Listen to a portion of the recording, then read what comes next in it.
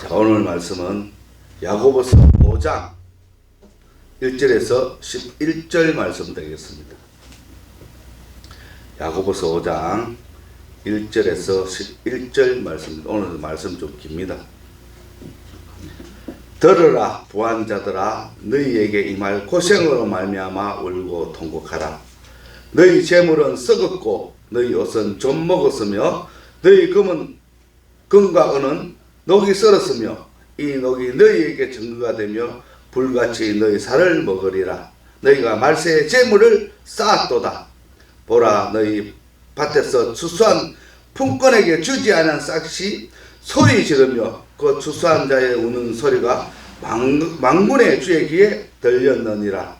너희가 땅에서 사치하고 방종하여 살육의 날에 너희 마음을 살찌게 하였도다.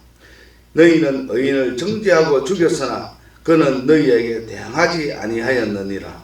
그러므로 형제들아, 주께서 강림하시기까지 길이 참으라. 보라, 농부가 땅에서 나는 귀한 열매를 바라고 길이 참아 이른 비와 늦은 비를 기다리나니 너희도 길이 참고 마음을 굳건히 하라. 주의 강림이 가까우니라. 형제들아, 서로 원망하지 말라. 그리하여야 심판을 면하리라. 보라, 심판주가 문 밖에 서 계시니라. 형제들아, 주의 이름으로 말한 선지자들을 고난과 오래 참음으로 본을 삼으라. 보라, 인내하는 자들 우리가 복되다 하나니 너희가 욥의 인내를 들었고 주께서 주신 결말을 보았거니와 주는 가장 자비하시고 긍휼히 여기시는 이시니라. 아멘. 자, 오늘 말씀 제목은 하나님께서 주시는 경고입니다. 자, 먼저 이솝 우화를 보면은 토끼와 거북이가 나옵니다. 왜 이들이 시합을 했는지 모르지만 아무튼 시합을 합니다. 토끼는 가지고 있는 재주가 많습니다. 순식간에 저 멀리까지 갈 수도 있고 배가 고프면은 목적지를 이탈해서 잠시 맛있는 채소를 먹을 수 있습니다. 반면에 거북이는 느려 터졌습니다. 어느 누가 봐도 답답하고 불쌍하기 그지없습니다. 도저히 게임이 안 되는 상대입니다. 그러나 결과는 우리 모두가 알고 있는 것처럼 거북이가 승리를 합니다. 왜 갑자기 토끼와 거북이 이야기를 하느냐? 오늘 말씀이 토끼와 거북이 같은 말씀이기 때문입니다. 그래서 이야기를 한 것입니다. 자, 오늘 말씀 1절에서 6절까지는 토끼와 같은 사람들에게 주시는 경고의 말씀입니다. 7절에서 11절까지는 거북이와 같이 소망을 가지고 꼬린 찢음을 향하여 성실히 노력하는 사람들에게 주려는 하나님의 말씀인 것입니다.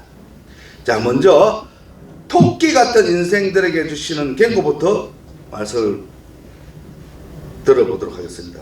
1절 말씀에 들으라 부한자들아, 너희에게 임할 고생으로 말미암아 울고 통곡하리라. 자, 잘못 보면은 부자들 전부에게 말한 것처럼 오해할 수 있지만 여기서 말하고 있는 부한자들은 하나님보다 물질을 더 사랑하고 귀하게 여기는 사람들을 말하는 것입니다. 하나님보다 돈이 앞설 때 그것이 우상 숭배가 되는 것입니다. 또 하나님이 없이도 잘 살 수 있다고 생각하는 사람들을 말합니다. 그럼 그들이 어떻게 했길래 하나님께서 경고를 할까요?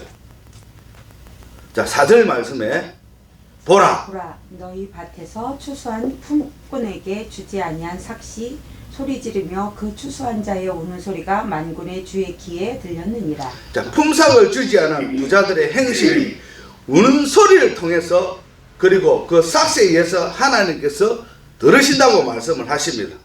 자, 신명기 24장 14절에서 15절 말씀입니다. 신명기 24장 14절에서 15절 말씀 되겠습니다.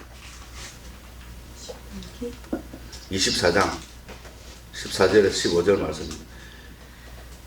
공공하고 비난한 품꾼은 너희 형제든지 내 땅 성문 안에 우거하는 객이든지 그를 학대하지 말며 그 품삯을 당일에 주고 해진 후까지 미루지 말라. 이는 그가 가난함으로 그 품삯을 간절히 바람이라. 그가 너를 여호와께 호소하지 아니하며 않게 하라. 그렇지 않으면 그것이 내게 죄가 될 것입니다. 자, 이게 무슨 말이냐? 요즘 개그 프로에서 말을 합니다. 아이고 하나님, 여기 품삯을 안 주는 한 사람 올려 보내도 되겠습니까? 이렇게 한다는 것입니다. 다시 말해서 떼먹을 것을 떼먹으라는 것입니다. 하나님께서 강하게 진노하실 때가 언제인지 아십니까? 약한 자를 힘들게 할 때인 것입니다. 이런 사람은 이런 사람은 물질을 소유한 사람이 아니라 물질에 사로잡혀 있는 불쌍한 사람인 것입니다. 그래서 주께서는 11조 생활을 하라고 말씀을 하고 있는 것입니다. 내가 가지고 있는 모든 수입의 10분의 1을 하나님께 드림으로써 나머지 10분의 9를 온전히 다룰 수 있게 된다는 것입니다. 돈에 눌려 자신을 컨트롤하지 못하는 사람은 아직도 주님이 주시는 참 평강이 무엇인지 깨닫지 못했기 때문입니다. 주님을 절대적으로 신뢰하시기 바라겠습니다. 아멘. 주님께 다가서는 만큼 주님을 깨달아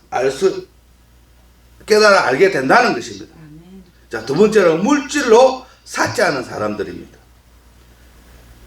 5절 말씀. 너희가 땅에서 사치하고 방종하여 살육의 날에 너희 마음을 살찌게 하였도다. 이렇게 말씀을 하고 있습니다. 주님 오실 날이 가까웠습니다. 타락한 부자들은 내가 쓰는데 누가 보내? 하면서 흥청망청 물질과 세월을 낭비합니다. 하나님을 기억하며 기도하지 않고 눈앞에 보이는 현재의 삶에만 집착하며 육신의 쾌락과 즐거움을 추구하는 사람들에게 하나님께서 강하게 경고합니다. 살찐 돼지가 먼저 도살당하게 될 것입니다. 자, 디모데전서 5장 6절 말씀입니다. 디모데전서 5장 6절 말씀 드리겠습니다. 향락을 좋아하는 자는 살았으나 죽었느니라. 자, 요한계시록 3장 1절 말씀 드리겠습니다.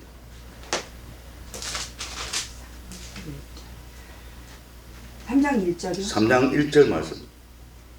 사대교회의 사자에게 편지하라. 하나님의 일곱 영화 일곱 별을 가지신 이가 이르시되 내가 네 행위를 아느니 내가 살았다 하는 이름을 가졌으나 죽은 자로다. 자, 이렇게 물질에 사로잡혀 있는 사람들에게 하나님께서 경고를 하시는 겁니다. 살아있으나 죽었다는 것입니다. 자, 세 번째로 6절 말씀에 보면은 의인을 정죄하고 심지어 죽기까지 했다고 했습니다. 너희는 의인을 정죄하고 죽였으나 그는 너희에게 대항하지 아니하였느니라. 사람들과 대화하면서 예수를 믿고 구원을 받으세요 하면서 말씀을 전하고 있으면은 꼭 이런 사람들이 있죠. 괜히 와서 자신의 생각으로 신이 없다고 생각하는 둥, 왜 인간이 죄인이냐는 둥, 복음의 말씀을 들으려고 하지도 않고 말도 안 되는 자신의 생각만 늘어놓는 사람들이 있습니다. 아무리 잘못된 부분을 설명하려고 해도 듣지 않는다는 것입니다. 그런 사람들 마음에는 그냥 교회와 하나님을 싫어하고 예수 믿는 사람을 욕하고 싶은 마음뿐이라는 것입니다.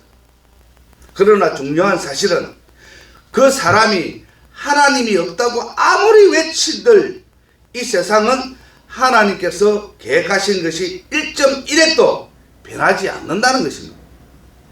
지금 이 순간도 하나님께서는 하나님의 계획대로 모든 것이 운행되고 계신다는 것입니다. 그러므로 주님을 믿는 사람은 그런 사람과 대항하여 싸우지 않습니다. 다만 불쌍히 여기며 주님께 용서를 바랄 뿐이죠.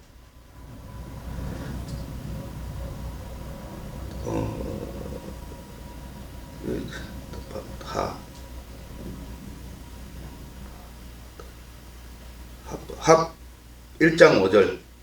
하박국? 네. 하박국 1장 5절 말씀 되겠습니다.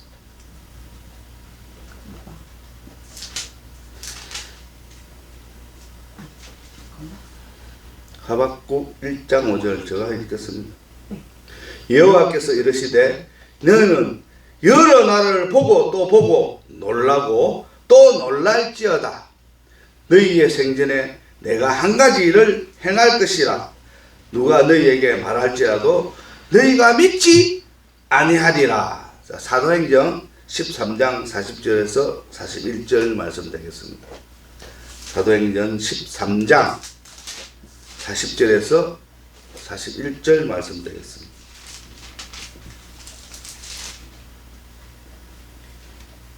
그런즉 너희는 선지자들을 통하여 말씀하신 것이 너희에게 미칠까 삼가라. 일렀으되 보라, 멸시하는 사람들아, 너희는 놀라고 멸망하라. 내가 너희 때를 당하여 한 일을 행한 것이니 사람이 너희에게 일러줄지라도 도무지 믿지 못할 일이라 하였느니라 하니라. 그들이 14절까지 41절까지 되겠습니다. 자, 이 땅의 모든 것이 잠시 왔다가 사라지는 안개와 같은 것입니다. 야고보서 4장 14절 말씀입니다. 4장 14절 말씀드리겠습니다. 내일 일을 너희가 알지 못하는도다. 너희 생명이 무엇이냐? 너희는 잠깐 보이다가 없어지는 안개니라. 자, 세상의 모든 것이 안개와 같다는 것입니다. 아멘. 안개란 무엇입니까? 앞이 잘 보이지 않지만 밝은 태양이 떠오르는 순간에 사라지고 만다는 것입니다. 보이지 않고 금세 사라지는 안개와 같은 이 세상을 탐하지 말고 영원히 변하지 않는 하나님 나라를 소유하는 저와 여러분이 되시기를 바라겠습니다. 아멘. 또 이번에는 거부와 같은 성실하고 마지막까지 소망을 버리지 않는 사람에게 주시는 하나님의 말씀입니다. 자, 7절 말씀 되겠습니다. 그러므로 형제들아, 주께서 강림하시기까지 길이 참으라. 보라, 농부가 땅에서 나는 귀한 열매를 바라고 길이 참아 이른 비와 늦은 비를 기다리니. 자, 하나님을 믿는 사람은 서두르지 말고 기다릴 줄 아는 하나님의 자녀가 되시길 바라겠습니다. 아멘. 농부가 씨 뿌릴 때에 절망적인 마음으로 씨를 뿌리는 사람은 없을 것입니다. 씨를 뿌릴 때에 이미 그 마음속에는 다 익은 열매를 바라보고 있을 것입니다. 그런 잘 익은 열매를 얻기 위해서는 이른 비와 늦은 비를 잘 내려줘야 합니다. 그러나 이 비의 문제는 농부의 힘으로 되는 것이 아닙니다. 그럼에도 불구하고 소망을 가지고 기쁨과 감사의 마음으로 씨를 뿌리며 한 해를 기다리는 농부의 마음이 우리들의 마음이 되시길 바라겠습니다. 아멘. 자, 9절 말씀은 형제들아, 서로 원망하지 말라.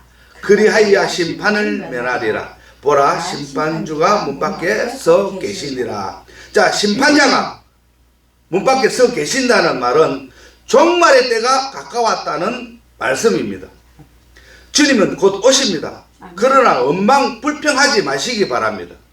원망한다는 것은 하나님께서 아무것도 할 수 없다고 생각하기 때문에 그런 것입니다.